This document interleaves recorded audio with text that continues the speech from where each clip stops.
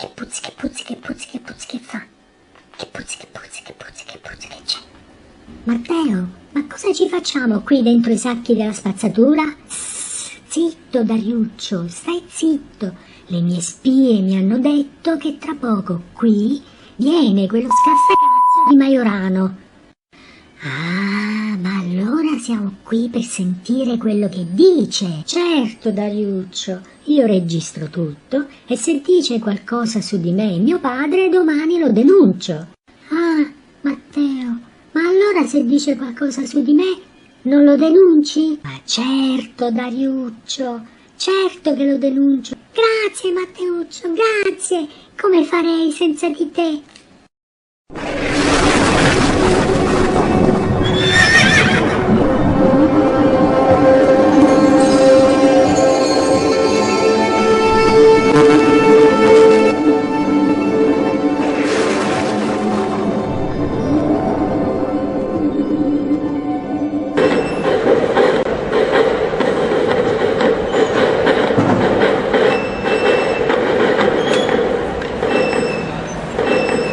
Siamo in piazza delle discariche Renzi Nardelliane e ci troviamo in compagnia di Alessandro Majorano. Alessandro, perché sei voluto venire proprio in questo posto per darci le tue ultime novità? Perché mi hanno chiamato, mi hanno detto di venire di persona a controllare, a verificare cosa sta succedendo in questa piazza storica di Firenze, a San Lorenzo, e devo dire che le persone che mi hanno invitato hanno ragione, perché qui la situazione dal punto di vista olfattivo è veramente irrespirabile. Ci sono alle mie spalle delle specie di catacombe dove in questo momento potete vedere anche che ci sono dei ristoratori che stanno gettando di tutto, ma vorrei capire chi è stato il genio o i geni a realizzare una situazione del genere, perché qui mi sembra veramente di essere non in una piazza storica di San Lorenzo, ma mi sembra di essere a questo punto arrivato in una discarica pubblica. Vorrei che l'ex sindaco Matteo Renzi, da oggi denominato il Sola, grazie anche al dottor Della Valle e il sindaco di Firenze e Nardella, venissero di persona a sentire e a vedere le loro roboanti gesta e le loro realizzazioni, insomma, perché veramente qui è, come potete ben vedere, ci sono già. Come va? Come va? Nardella, tutto Nardella ha fatto. Nardella e Renzi. È bloccato, non c'entra più nulla. Oh no! Quindi, no, come potete anche vedere, anche i complimenti a Nardella si sprecano. Praticamente viene sempre salutato in maniera molto gentile il sindaco di Firenze.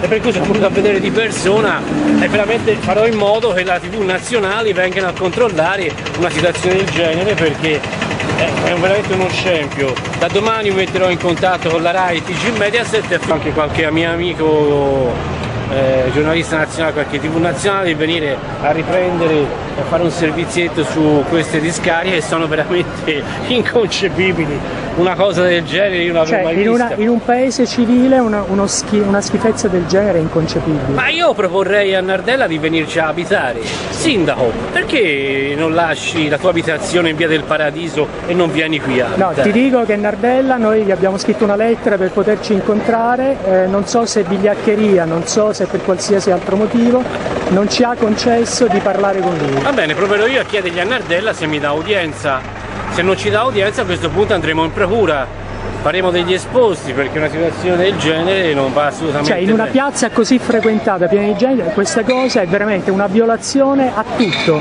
A parte una violazione, ma è uno schifo. C'è un odore nauseabondo che ne emana da questi contenitori, vorrei capire cosa c'è dentro. E c'è naturalmente anche un impatto visivo veramente degradante per una piazza così storica. Una cosa del genere non l'avevo mai vista, ripeto, tenterò in qualche maniera di contattare qualche mio amico giornalista a livello nazionale, qualche TV nazionale, affinché vengano a fare un servizio. Non riesco a capire le motivazioni per cui il sindaco di Firenze abbia potuto permettere uno schifo del genere, una situazione del genere, anzi, ripeto, inviterei il sindaco un attimino a meditare su quello che ha fatto, perché qui vedo e sento che le persone sono veramente arrabbiate di questa situazione. Ripeto, non vedo l'ora di scappare perché qui il puzzo è veramente irrespirabile. Sì.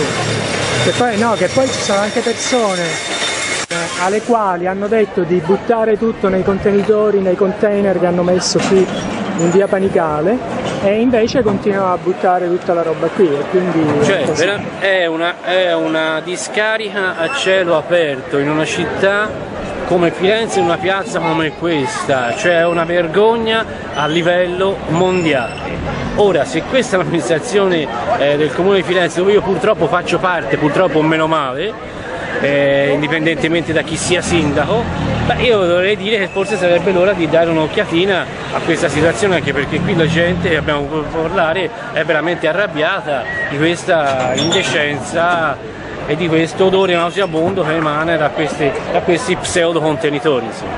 Ok, Alessandro, però tu sei venuto qui dopo la trasmissione La Gabbia, quindi che cosa ci vuoi dire dopo quella trasmissione? Perché da quello che tu ci hai raccontato non sei molto contento di quanto è stato riportato dalle tue dichiarazioni.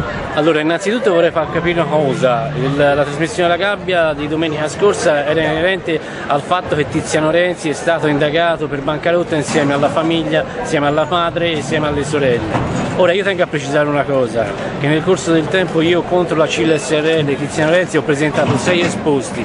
Tutti questi esposti sono stati dati al dottor Stefano Bisogni, ufficio di gabinetto del Ministero del Tesoro, il quale li ha inoltrati agli organi competenti per indagini e quant'altro. Inoltre, in merito al sottoscritto, ci sono state altre persone che hanno denunciato la CIL SRL in merito ad altre vicende. Tenevo a precisare questo, che visto che mi dicono che sono l'artefice delle indagini contro Tiziano Renzi, io riferisco la verità. Io ho presentato 6 esposti, 4 indirizzati all'Agenzia delle Entrate e Guardia di Finanza di Firenze e 2 all'Agenzia delle Entrate di Genova, tutti esposti, inviati, ripeto, al dottor Stefano Bisogni, ufficio di gabinetto del Ministero, il quale ha protocollato e inviato il tutto.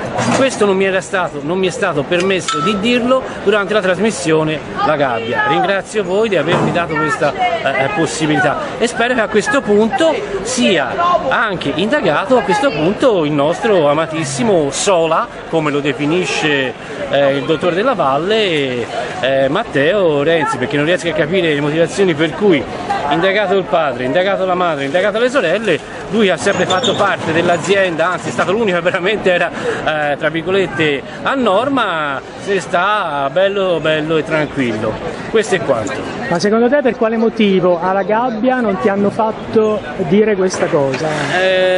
Non lo so perché non mi hanno fatto dire queste cose alla Gabbia. Sta di fatto che io durante la registrazione fatta con il giornalista Danilo Lupo, appunto, della Gabbia, queste cose le ho dette, ma di 3 minuti e mezzo di registrazione è andato in onda soltanto 58 secondi.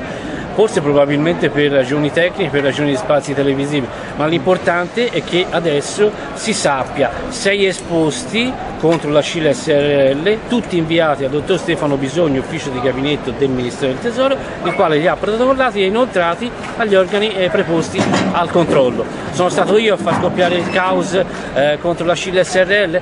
Mi farebbe piacere, non sono stato io, non mi interessa. Sta di fatto che io ho presentato questi esposti contro la CIL SRL, la famiglia Renzi, e mi auguro che a questo punto anche Matteo Renzi sia a breve indagato per bancarotta o quello che i magistrati riterranno opportuno.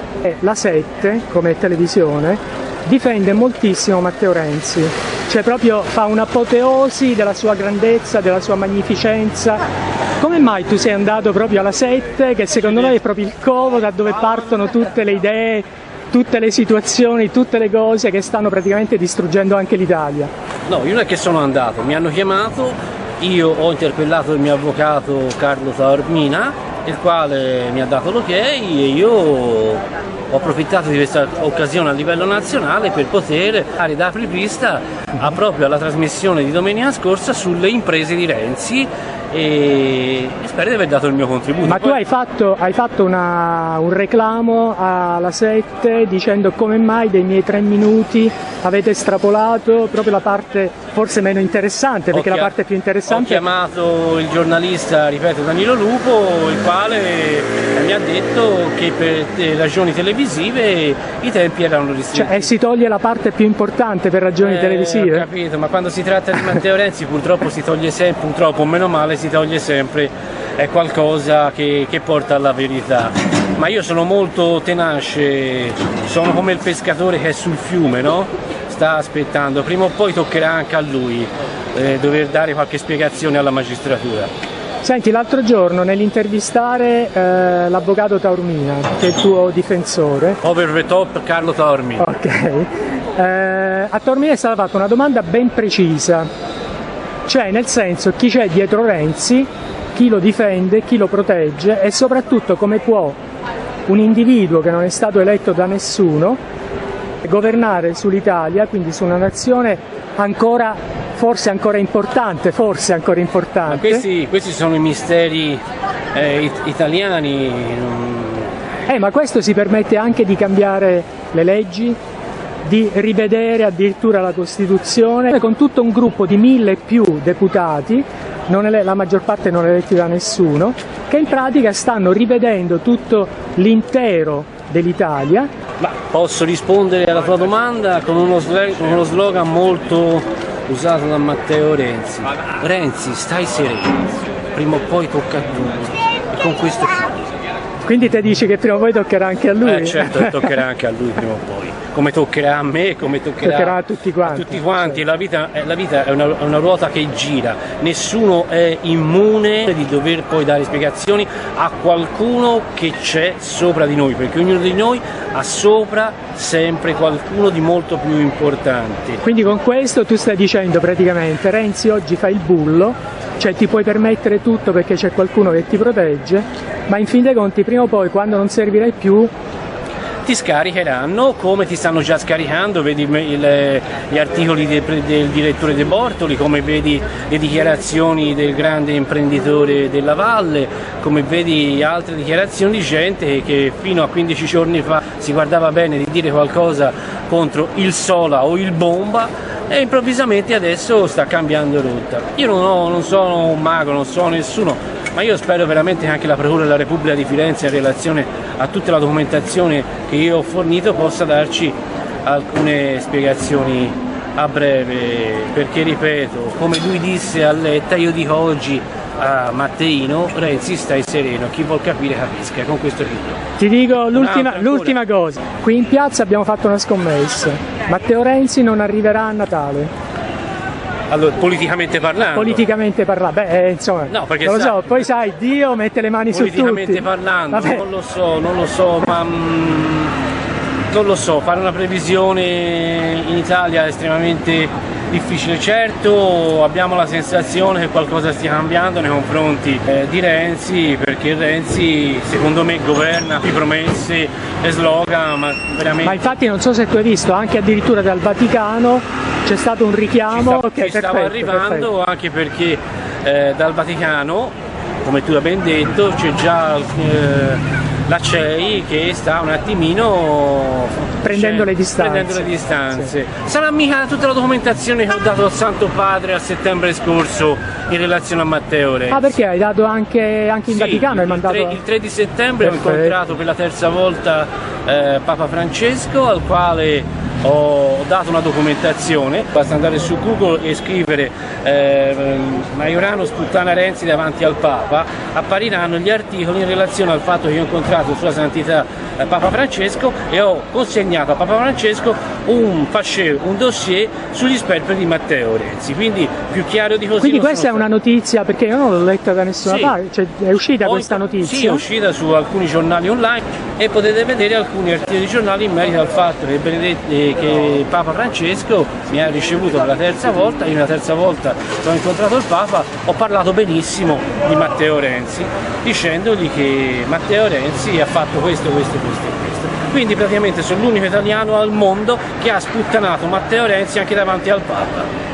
Bene Alessandro, noi ti salutiamo immersi in questo putrido fetore. Cioè, io lancio un appello a Sua Maestà Renzi e al gemellino, al fratello minore Nardella, ripeto, venite a togliere questa schifezza. Cioè, a livello mondiale, tu pensa che qui vengono giapponesi, cinesi, americani, vengono a farsi le foto qui davanti e stanno sputtanando praticamente Firenze a livello mondiale. Mi sta venendo con nati di vomito, anzi esatto. Chiudiamo il collegamento perché veramente se no do di stomaco. Vi saluto. Grazie Alessandro.